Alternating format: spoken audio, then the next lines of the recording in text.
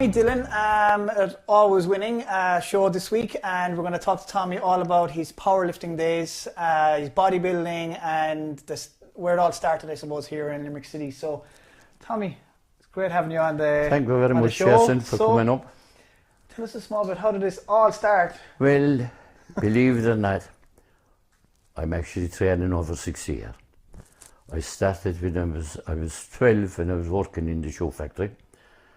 And there was a Mr. Limerick and weightlifting show run by the late, God bless him, Paddy McMahon, down in the Gaelic League Hall in Thomas Street.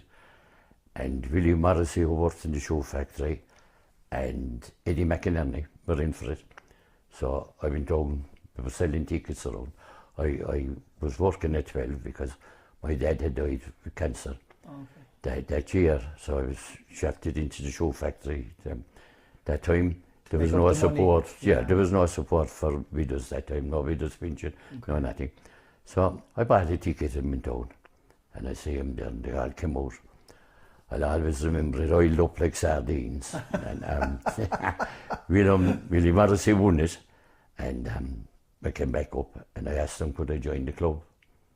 They were training that time out in the old Dalcashion in the oil and field. It was the only club in Limerick at the time, small little place. So they took me under their wing and I went out there training with them.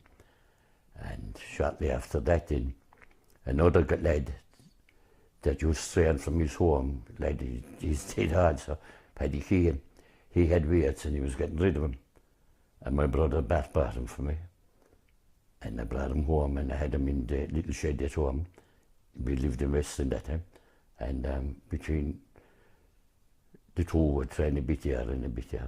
Got very, kept it up then. That's amazing. Till today. Yeah, still at it. I trained this farming for a small bit, just a little bit, but it was grand. And like you're 75, 76 in 2 weeks' time. Yes. And you're still training. Yeah, well I've gone through the motions now, Jason. Yeah, yeah. But I still get out. You're still doing I it. love to get out and get out of the house and go over and. Yeah. And if I see people doing it wrong, very wrong, I say to them, you're not doing that exactly right. And was it bodybuilding then obviously you started off in and then you kind of switched over? What happened at the time is when I started, it was all bodybuilding and the Olympic lifting, the over the head, clean and jerk, snatch and the press was in at the time. And I competed and won a few of them. And then I think I was 20 and I went down and they used to have the competitions actually in the club, the Limericks. And we all met to win the Limerick. It was we thought it was a great achievement. And I lifted away. And it was Pat Phelan who went on to be my coach. The other lads was warming up behind for the bodybuilding. And he said, hop in for the bodybuilding. Ah, jeez, the one Pat. I said, leave it off, I prefer the lifting. So he coaxed me to go into the thing and I won it. You know. He knew when he saw me lifting the condition of the muscle that I'd have a good chance. And I always remember we used to have to stand in the butter box to pause. It's real old times now. And I used to be falling around. If you turned wrong, you'd fall off the butter box. But anyway, that's amazing. Yeah, it was great. It was great. So I won that. And that was Mr. Limerick, was it? That was Mr. Limerick. That was when I was about 20. Wow. Then, a few years then, I was tipping away training, but I didn't compete anymore. I was getting married and so forth. And you know, the usual, I lost loads of myself. I'd be training lads great up in South Hill years after. And I'd have them ready and I'd be 90. And next thing is they fall in love and the gym would go out the back door and I'd be killing them. Yeah, and now they train further away than just so they can look good. Yeah, no, it's completely different. It's completely different now. Yes. Yeah, and then you kind of switched over. Obviously, that was your passion. Then you liked the more the powerlifting. No, what happened was there was no powerlifting then. Jason, in 1975, I went up to Darky and I won the Senior Mr. Ireland. And 76, I won it in Belfast. That time it was still the Olympic lifting, but I'd stopped doing the Olympic lifting to concentrate on a level that I needed for the Mr. Ireland. Sure. So I cut out the Olympic lifting and just soon toured bodybuilding. Now when I say that, we had only basics. Like when you see the gym equipment today now and the modern machinery and this, that, we just had the barbell and dumbbells. But you kind of read the books, like Rich Parr, Steve Reeves and all that. Yeah, And you could take the exercises and you try to invent more to kind of bring out the detail of the body, you know. So I then after that then powerlifting started. But it was in US, yeah, and it was in Britain, Finland, but we hadn't any in Ireland, no powerlifting association whatsoever. So a group of us got together and we formed the Irish Powerlifting Federation at the time. It was 1976 in Heron's Hotel. And later that year then we went to Scotland for an international powerlifting match. And we were beat 9-1. We hadn't a clue. But from there we progressed. Wow. So I was in the first Irish powerlifting team. And was it all self-taught then, or did you have anyone kind of guiding you along the way? Well, when we went over that time, the Scottish guys couldn't believe that we had actually lifted as much as we could, 100% effort Thursday, travelled over Friday and lifted Saturday, and we were coming home Sunday. When we should have been deloading for the last 10 days. We didn't even know what deloading was at the time. So we were letting all our best lifts in the gym all the time. And then they started writing us courses. We became very friendly with them. Oh, brilliant. So we had the Celtics going from 1976, which included Wales, France at times, been to travel, Scotland and ourselves. And got to know all the different methods of training and introduced them. So about a few years down the line then we started beating Scotland, England, the whole lot of them, no problem. And I found that the Irish physique, or the Irish build, was made very good powerlifters. I could see a guy coming into the gym and he might lift nothing. I thought, geez, he'd be sorted for powerlifting. Okay. And you could see potential there, you know. Yeah. And they couldn't believe the improvement we made. In a few years we were beating them and they couldn't understand it. But we started training clever then. Yeah. You know. And obviously then all about, I suppose, talk us through that then, kind of what's the process in terms of getting yourself ready for a competition? You talk about deloading and stuff, and just for people who wouldn't know what that is. Well, usually you'd start 12 weeks out. And the first phase of it would be four weeks of 8 to 5s. 8 reps, 5 reps.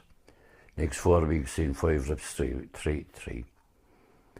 And the next 4 then you're going 2s and 1s. Oh, okay. And then you get up to about a peak of 95. And then you drop back for a week to 10 days, take it back to about 60, 70.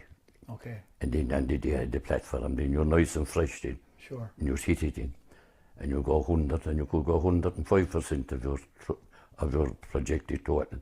It's all like till like climbing a ladder. Yeah. You start at the bottom and go up at the top, you finish at the top of the ladder.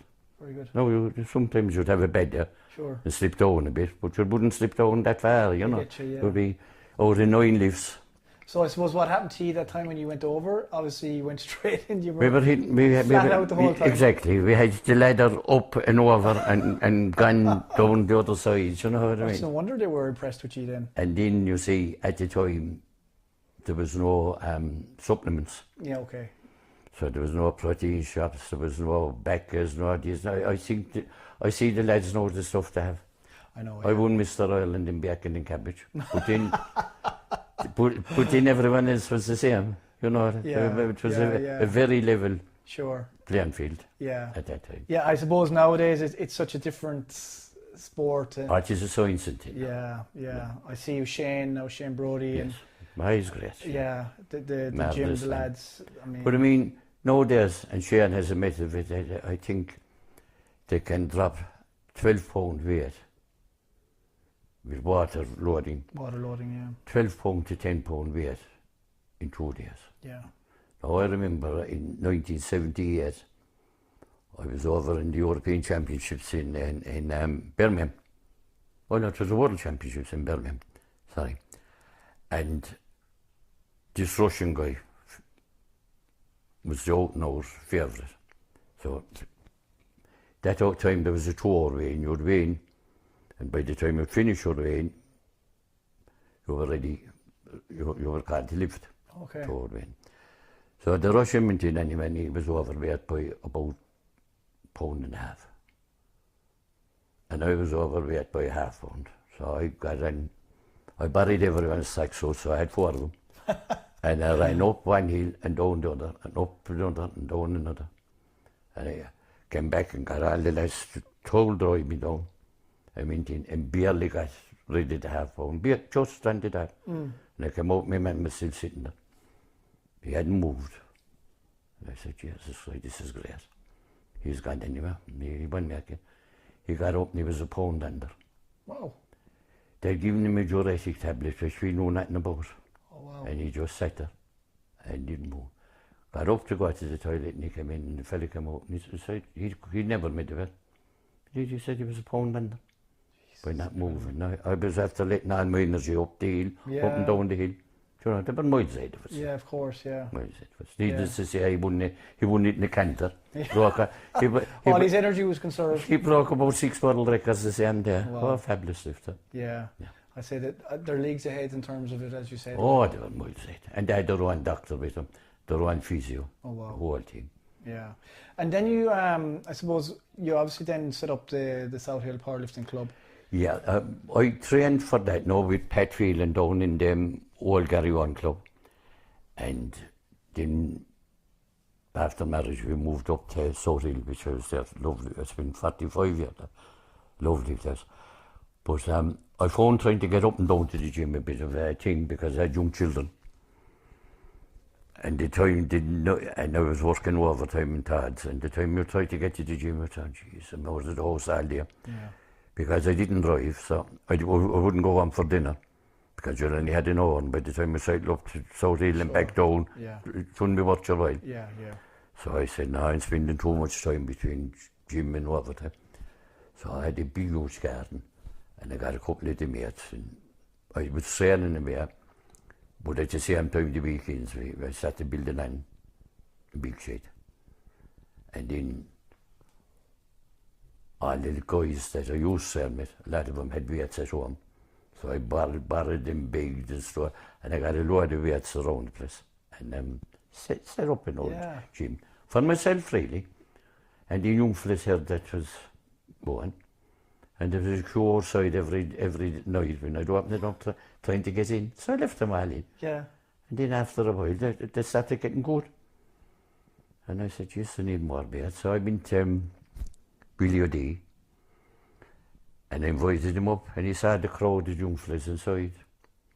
And they, forget the supers, they have all the guards in Roxborough.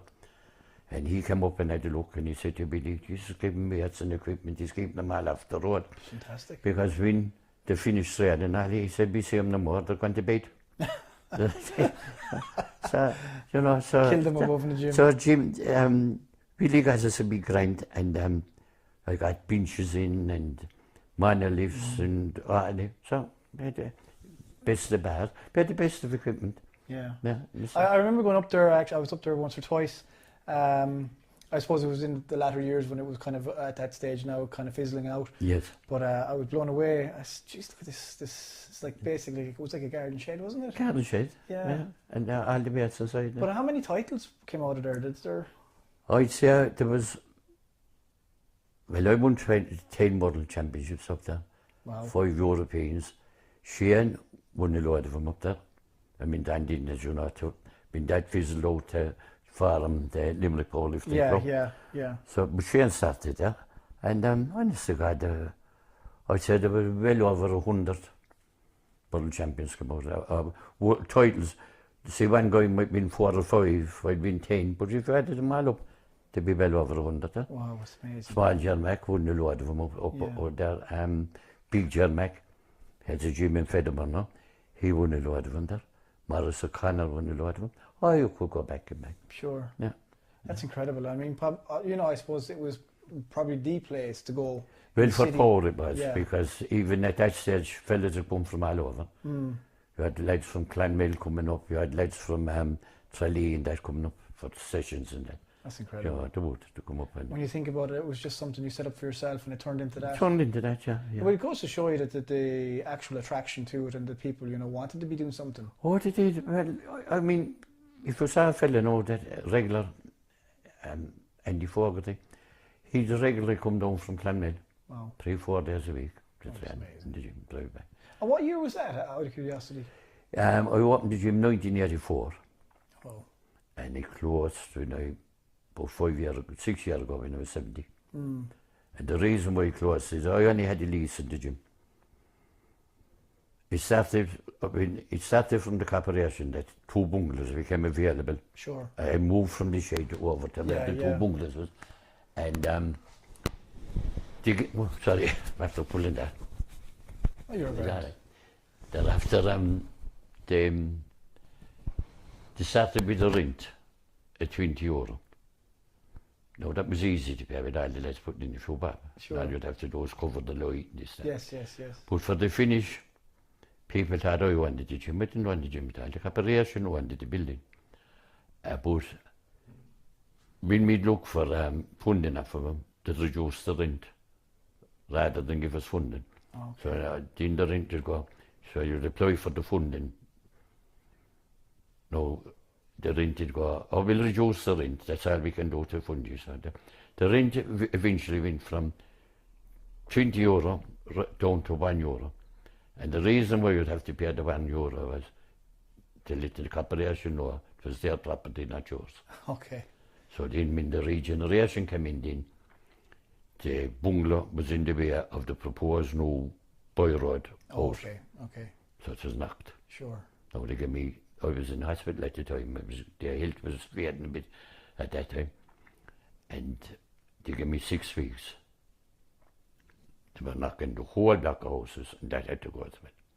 Now, had I been in good health, they'd have replaced it with a new building. Sure.